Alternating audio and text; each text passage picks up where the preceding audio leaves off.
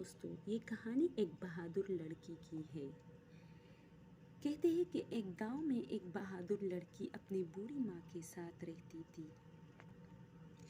وہ دور پہاڑیوں پر جاتی تھی اور لکڑیاں کاٹ کر اسے بیچتی تھی اور پھر ان سے جو پیسے ملتے تھے اس سے اپنا اور اپنی بوڑھی ماں کا پیٹ پالتی تھی۔ ایک دن وہ لکڑیاں بیچنے کے بعد جب گھر آئی تو بہت اداس تھی۔ اس کی ماں نے ان سے پوچھا کہ بیٹا آج آپ اتنی اداس کیوں ہے؟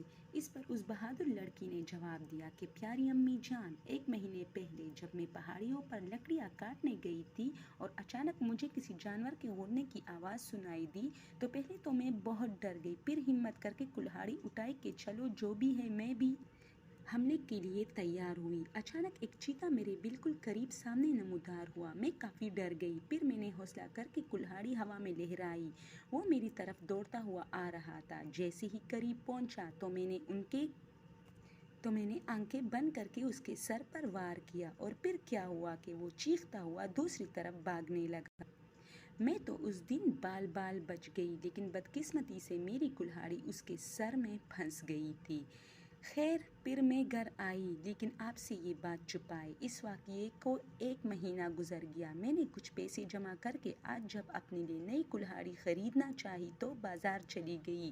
وہاں جب میں دکان کے اندر گئی اور ڈھیر ساری کلہاڑیاں دیکھنے لگی تو اچانک میری نظر اپنی کلہاڑی پر پڑی جس سے میں نے چیتے پر وار کیا تھا۔ میں کافی ڈر گئی۔ پھر دکاندار سے پوچھا کہ بھائی آپ کو یہ کلہاڑی کہاں سے ملی؟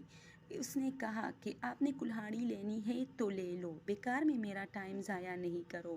خیر میں بھی پیچھے پڑ گئی تو اس پر اس نے مجھ سے کہا کہ آپ کیوں اس کلہاڑی کے پیچھے پڑ اور صرف اس کلہاڑی کے بارے میں کیوں پوچھ رہی ہے؟ تو میں نے کہا کہ اس لیے کہ یہ میری ہے۔ تو اس پر دکاندار نے ادھر ادھر دیکھا اور پھر اپنا سر میرے آگے تھوڑا سا جھکایا اور اپنے ماتھے پر سے بالوں کو ایک سائڈ پر ہٹا کے بولا، میڈم کلہاڑی تو آپ کی تھی مگر سر میرا تھا۔ اس کے سر پر کلہاڑی سے وار کا ایک گہرا لکیر جیسا نشان تھا۔ یہ سن کے میں بہت ڈر گئی اور گھر آ گئی۔ اب آپ ہی بتائیں امی جان، یہ ماجرا کیا تھا؟ دوستو، اس چینل پر آپ کو مزید اچھی اور پیاری پیاری کہانیاں سننے کو ملے گی جو کہ حقیقت سے بہت قریب تر ہوگی۔